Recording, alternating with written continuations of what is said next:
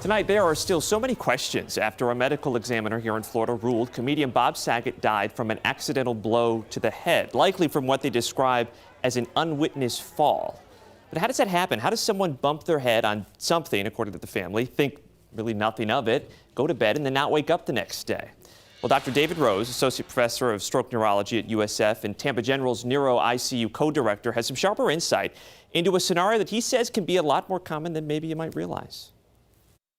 You know, we all bump our heads. We don't all have a bad bleed in the brain. So perhaps he was on blood thinners. Either one of two things happened, either a subdural hematoma or an epidural hematoma. The dura is like the saran wrap that covers the brain right below the skull. And so patients can have an epidural hematoma, which is the arterial bleeding above the dura, the saran wrap, and below the skull, or they can have subdural bleeding, which is vein rupture bleeding. Well, either, he says, can be deadly if it's not addressed in time. The three signs, it's something more serious: confusion, severe headache, extreme sleepiness, he says. Now, the CDC says that more than 160 Americans die each day from a traumatic brain injury.